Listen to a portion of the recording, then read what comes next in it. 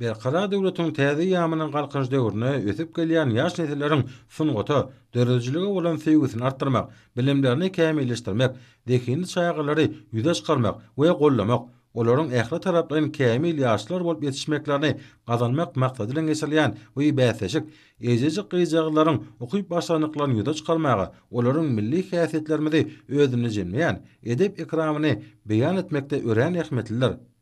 Bäseşiň jemleşi tapgarna ejejik gyzaglaryň 14-si gatnaşyp, olar bäseşiň 3 şerti boýunça özleri bäseşdiler. Gyzaglaryň ýerine ýetiren aýdym suallaryna, şagyrlaryna watanmadan bagtyar çağılagyň mehriban inlermeden we bahar pasynyň wasfy öz beýany tapdy. Çağılaryň pek galbyndan çykýan bu ýysançly sözler gahrman arkadamyda hemde hormat prezidentimiz arkadaly gahrman serdarymyza alkyş bolup ýanlandy. Bäseşiň netijeleri boýunça arkada hemde Aşgabat şäherleriniň Daşawut we Lewap vilayetleriniň mekdep okuwçylary öňdäki baýrakly ornlara münasip boldylar.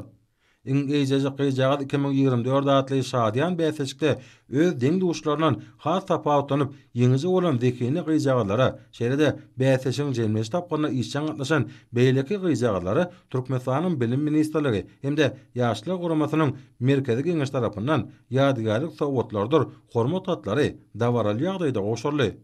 Şadyan bäseş atnaşlar ýaş nesilleriň häzirki we geljekki bagtyar durmuşyny öpçün etmek, olaryň alymly, bilimli, sagdan ýokary ahlakly, giň dünýä garaşly, watansöýji insanlar bolup ýetişmekleri babatda giň mümkinçilikler döredýän we bu urda ähli tagallar edýän türkmen halkynyň milli lideri, Türkmenistanyň halk maslahatynyň başlygy Gahrman Arkadamyň we hormat prezidentimiz Arkadaly Gahrman serdarymyzyň döwletli işleriniň hemişe rowaj bolmagyny arzuw etdiler.